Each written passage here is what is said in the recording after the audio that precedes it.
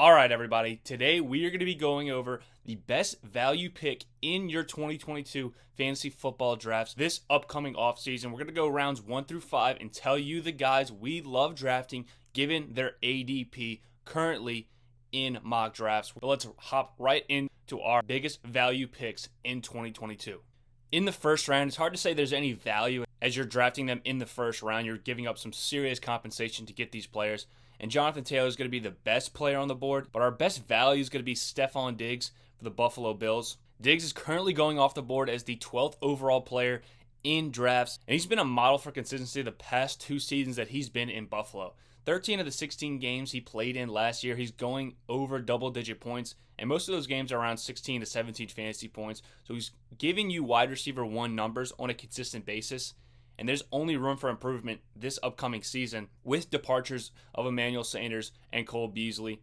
Gabriel Davis should be a bigger part in this offense, but with 200 available targets this upcoming year, with those guys leaving like we talked about, there's clear opportunity for Stephon Diggs to be the number 1 wide receiver in fantasy football this year. And Josh Allen could be having a potential MVP season coming off that heartbreaking loss in the divisional round to the Kansas City Chiefs. So we're looking at Stephon Diggs as potentially the number 1 wide receiver overall in fantasy football, and you're getting him at the 12th pick, the end of the first round in 12-man leagues, in the second round of 10-man leagues.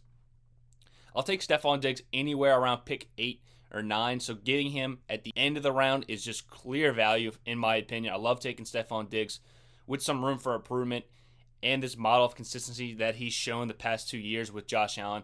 There's an MVP season for Josh Allen. Stephon Diggs is going to be the number 1 wide receiver in fantasy, and I'm very much okay with taking him at the back end of the first round. I love him in your drafts this upcoming year. In the second round, there's a lot of more wide receivers available here in Deebo Samuel, CeeDee Lamb, even a Tyreek Hill.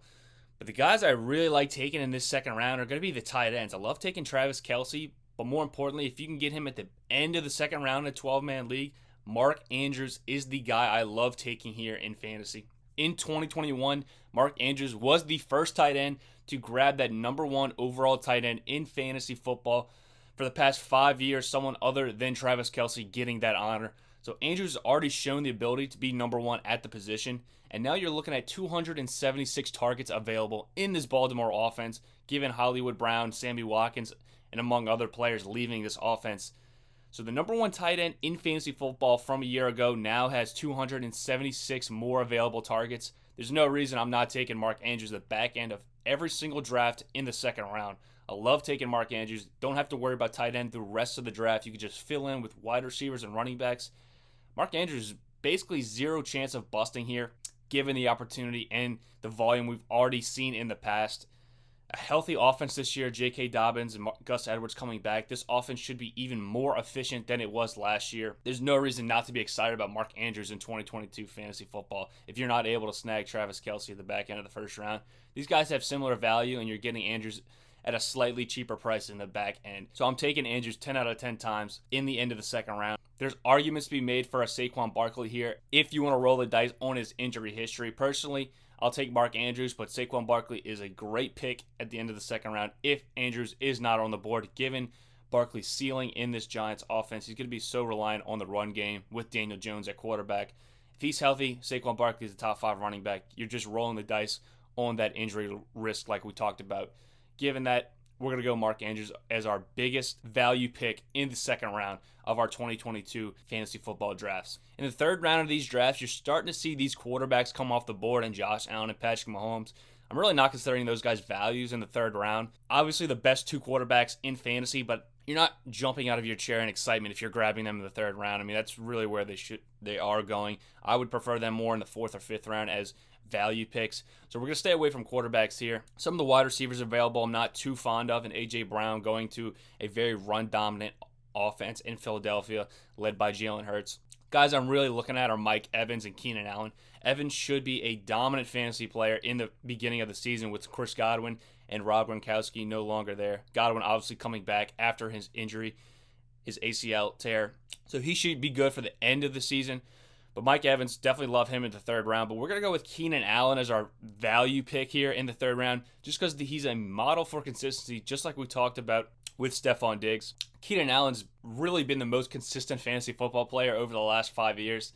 And it's really not that close. I mean, nearly 1,200 yards on average since 2017. And for the past 5 years, he's actually been over 1,000 yards receiving. The lone year that he wasn't, he finished at 992. So, I mean, he's really putting up 1,000 yards every single season. And over these 5 years, he's putting that on average at 150 targets. So he's clearly getting the volume in this Los Angeles offense, even dating back to when Phillip Rivers was the quarterback. So Justin Herbert clearly at this stage in his career got to be more efficient in the passing game. 16 PPR points per game in the third round.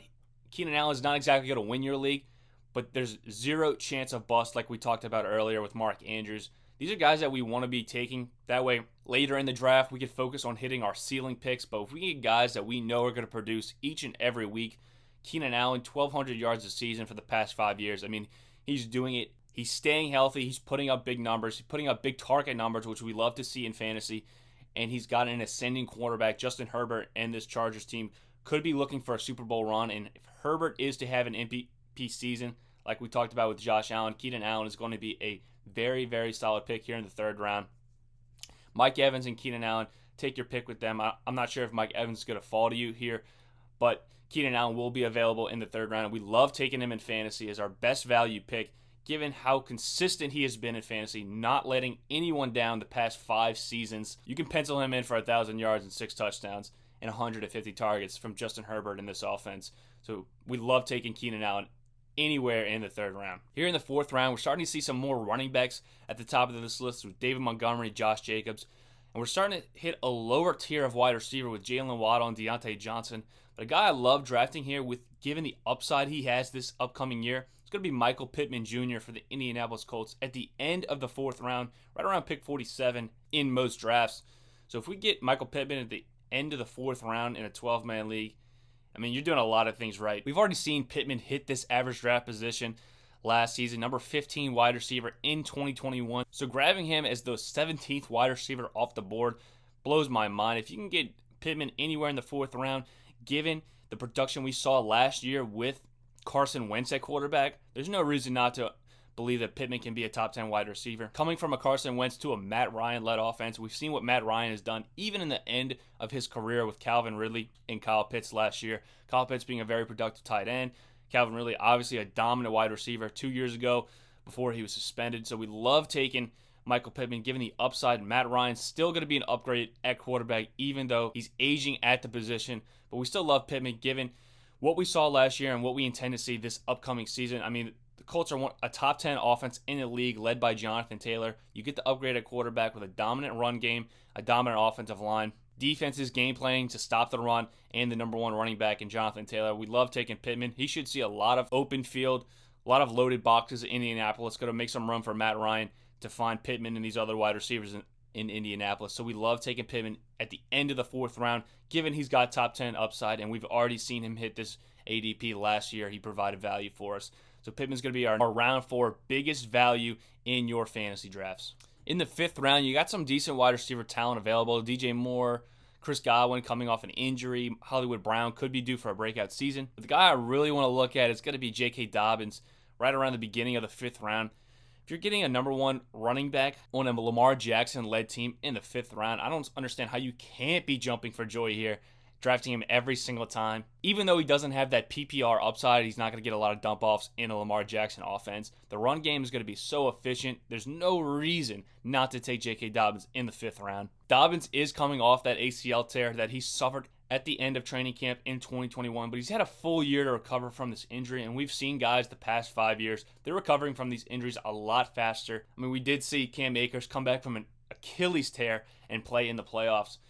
So we're not worried about J.K. Dobbins. He should be fully healthy in 2022, leading this backfield. Gus Edwards, the running back behind him, actually tore his Achilles. So you're looking at a much less serious injury with an ACL than an Achilles tear. So we love taking J.K. Dobbins as the lead back in Baltimore. I mean, the last 7 games we saw him on the field, he scored 7 touchdowns in this Ravens offense. We know running behind a Lamar Jackson-led team, you're going to have more efficient running back totals, more lanes available as defenses are worried about Lamar Jackson's ability to get outside the pocket. With some of these wide receivers leaving Baltimore and Hollywood Brown, there could be more tendency to lean on that run game with J.K. Dobbins and Gus Edwards. So if you're getting him in the 5th round and able to pair him with some of these elite talents in the beginning of the rounds, these wide receiver and tight end positions, J.K. Dobbins is a great no RB strategy guy to be your running back 1, as he has that ceiling to be in the top 10. He's going to be a little bit more touchdown dependent, as he's not going to be involved in the receiving game. Could be game scripted out if the Ravens are to fall